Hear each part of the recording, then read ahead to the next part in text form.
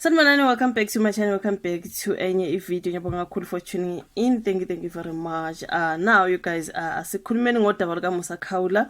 We know ukuthi uMusa Khawula ke he's still in a jail. So I think ukhona ke umkhankaso thizeni okhona okusiza uMusa Khawula ke I think ngezindleko zabameli osuqaliwe lana online. Angisho nje ngithi sibonile ke iSouth Africa mangabe isiza ke uSis Brenda Ngcoli. Amen to that. That is so nice of you guys ukuthi nisize umuntu mase enkingeni. I think ukhona umkhankaso futhi okusiza bani uMusa Khawula at this particular time. We know ukuthi uMusa Khawula nama cases angathi maningana man nowadays.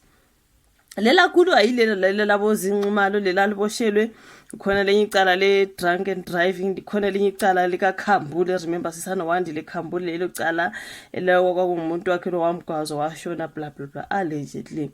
Kunamacala nje abantu lokubavulela uMusa Khawula. I think it's a whole lot of case angazona ngaki bafowethu.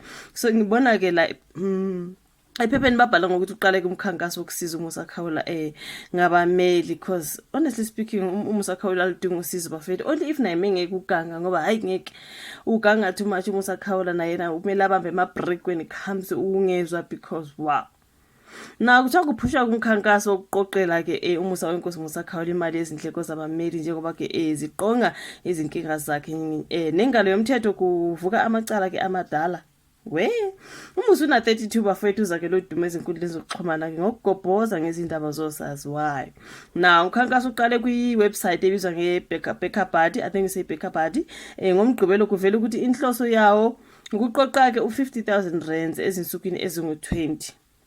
Ngesento bekuseno 400 rand ofakwe ngabantu abahlukene ababephonsa o20 rand no30 rand kanti onike ngeningi ufake i150 but at least ibambe u400 rand leyo mali. Then ngolesibili ke uMusa wabevela enkantolo yemantshi yase Randburg eGauteng ngecala lokuthunaza isithunzi nokungayihloniphi inkantolo usolwa ngokubhala ezinkundleni zokuxhumana inkulumo ehlisa isithunzi sikasomabhizinisi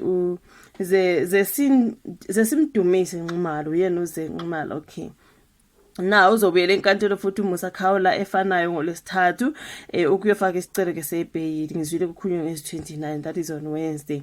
So ngesikhathi eboshwa kwiphuko lwezokushushiswa ke komphakathi iNPA lwaveza ukuthi ke luzosiphikisa isicelo sokukhishwa ngebhayili ngoba enamanye amacala eFree State. So ngolesihlanu uvele enkantolo yemantshi yaseForgeville lapho ebhekene khona ke necala lokuzama ukubulala, ukushayela budedengu, ukungamsiza umuntu nokungabi biki ingozi emaphoyiseni. So lamacala kusolakala ukuthi asuka esigamekweni esenzeka ngoFebruary 20 2021 ngabo 6 ntambama ngasemponeng mine.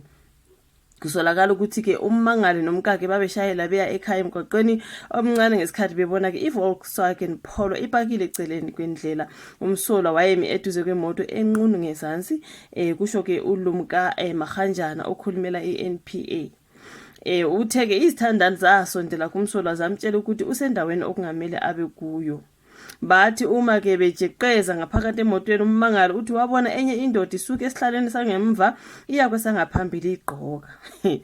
Ngazi kwaqhubekana kuleyo moto. Hayi ngeke bafethu uMusa inkinga phezulu kweinkinga. Ngemuva kokujikelana ke ngamazwi phakathi kukamangali nomsolwa, umsolwa kuthiwa wabuyela emotweni wahamba nokwathi uma efika lapho kuphela khona umgwaqo wajika kuthiwa wabe seshayisa ke ummangali owayemeduze kwasesigcabheni somshayeli emotweni yakhe wabaleka washiya ummangali elimele phansi.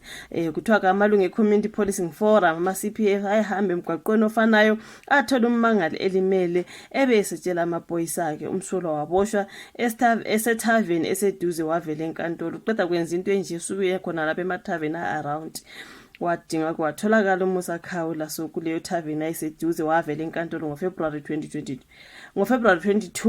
ngo2021 lapho aphuma khona ngebhayili ka1000 rand. Kuthiwa ke wahluleka ukubuyela kabili enkantolo, ibhayili yadliwa umbuso, kwakhishwa nencwadi egunyaza ukuboshwa kwakhe. So icala lihlehliselwe kuFebruary 5 ukuze afake isicelo sebhayili. Hayi kuningi ngoMusa Khawula babe senzani kuleyo moto. Ngizwile ukuthi they were trespassing ngoba laba bafika kuleyo ndawo ubhuti nomkakhe bafike bethi hey nenzani, you are trespassing, this is a private property. uMusa Khawula wayemile ngaphandle nje ekhuphulana namabhlukwe lo semotweni naye busy zamgqoka amabhlukwe. What was happening there? Hoho ngata shem, angazi bafowethu indaba zikaMusa Khawula nje kunamacala nje angathi ayabalwa ambalwa, angazi kuthi khona umkhankaso ke kodwa qaliwe ukuthi usize uMusa Khawula ngezindleko zabameli bafowethu. It's just a whole lot. Siyamazi uMusa Khawula kanamali engakho bafowethu, amacala akhe maningi, ama celebrities abhiza mvulela ama case, naye mephumile se free uqhubeka nje ukukhuluma ezinye izinto nje. Hayi Musa, angazi bafethu lona daba kaMusa Khawula. Ngiyabonga ukuthi mamela ivideo, ngizona update ke kusafika ngoLesithathu, uzobe esecourt ngoLesithathu uMusa Khawula. Thank you so much ukuthi ibuke ivideo, ungakhohlwa ukusubscribe, ulike le channel, ulike le video, sorry. And yeah, mina ukazi ukufaka the notification bell on kwenze njalo mangilahle video, and then you'll be notified, right? Ngiyabonga kakhulu for watching this one. Sihlangane futhi kwenye ezolandela. Bye.